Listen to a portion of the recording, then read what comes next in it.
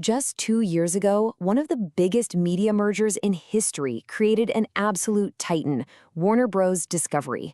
I mean, just think about it. HBO, the legendary Warner Bros. Studios, and Discovery's entire reality TV empire, all shoved under one massive roof. But this new giant? It was also saddled with a staggering amount of debt and tossed right into the middle of the brutal streaming wars. Now, if you read the company's latest letter to shareholders, CDO David Zaslav is telling a story of a huge success. He says the vision for the company is finally revealing itself in, quote, undeniable ways. So that's the official story they're telling. But is it the whole story? After 2 years, has the promise of this massive merger really paid off for the business, for its customers, and maybe most importantly, for its shareholders? To get some real answers, we're going straight to the source. In this explainer, we are diving deep into Warner Bros. Discovery's own 2024 annual report. That's the Form 10-K filed with the government to get the hard numbers and separate the real strategy from the corporate spin. Let's see what the data actually tells us about this turnaround. Okay, so let's just set the stage here. That 2022 merger, it created a behemoth, but it also created a monumental challenge.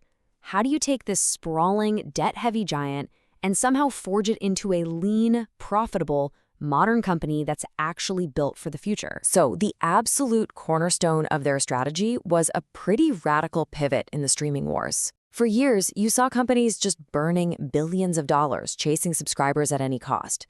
WBD's plan? It was totally different. Make streaming profitable. Their entire bet really hinged on turning Max into a moneymaker, not just another subscriber black hole. And wow, do the results speak for themselves. In 2022, their direct-to-consumer segment, that's DTC, which is pretty much the Max streaming service, lost over $2 billion, a massive loss. Fast forward just 2 years, and it's generated almost $700 million in profit. That kind of reversal is, well, it's staggering. Let that sink in. That is a nearly $3 billion swing in profitability in just 24 months. It's a financial turnaround that puts Warner Bros. Discovery into a very small, very exclusive club. Companies that actually have a globally scaled and profitable streaming service. And they're not hitting the brakes either. The plan is to keep on growing. After expanding into over 70 countries and adding a cool 19 million subscribers last year, they're now targeting key European markets like the UK and Germany. The endgame? A clear path to hitting 150 million subscribers by the end of 2026. But, streaming is just one piece of this massive empire. What about the legendary Warner Bros. Studio and all those TV networks? Well, this is where the company's own report paints a much more mixed picture. The report itself actually calls the studio performance inconsistent. On one hand, you have the television division, WBTV, which had a fantastic year, reclaiming its #1 spot with hits like The Penguin. But then, on the other hand, the report bluntly admits the motion pictures group had, quote, subpar results, and the games division was, quote, disappointing. That kind of volatility, that's a problem.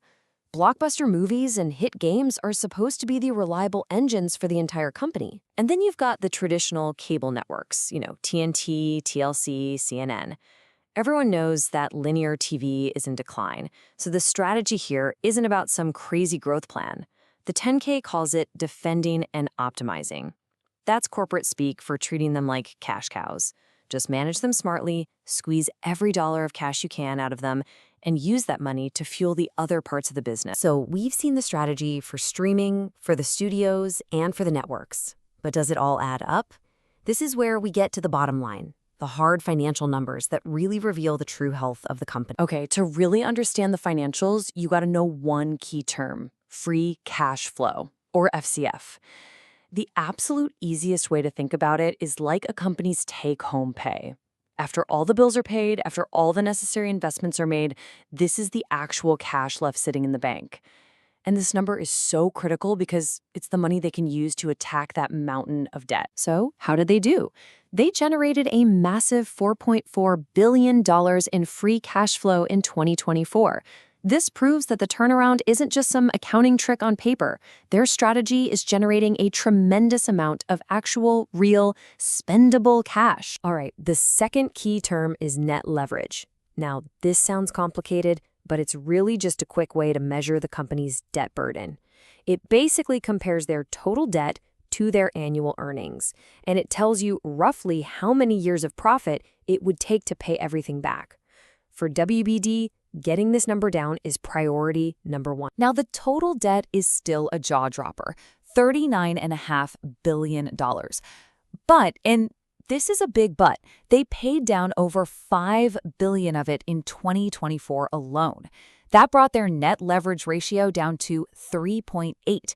It's still high for sure, but it's a very clear signal that they are aggressively and successfully tackling the problem. So what does all this mean if you're a shareholder? Well, the 10K is crystal clear on this. For right now, every single spare dollar of that free cash flow is going toward one thing and one thing only: paying down debt.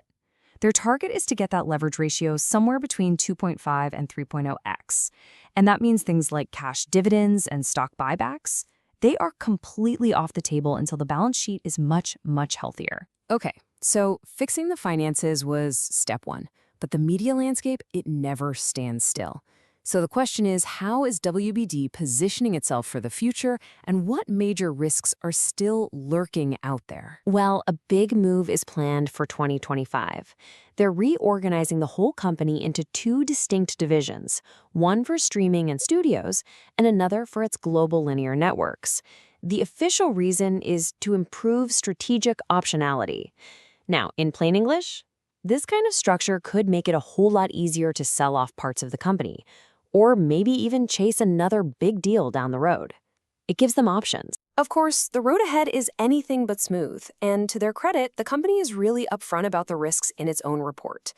We're talking about the continued decline of cable TV, ferocious competition for everything from shows to subscribers, the totally unpredictable nature of the movie business, the threat of more industry strikes, and of course, that high level of debt, which still limits their freedom to make big moves. So where does all this leave us?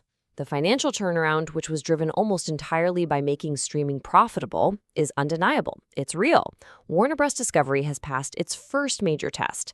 They proved they could execute a really painful but really effective plan to fix their balance sheet. The question that remains, though, is much, much bigger. In the brutal, constantly shifting media wars, have they actually built a company that's designed to win the future? That is the next chapter we'll all be watching.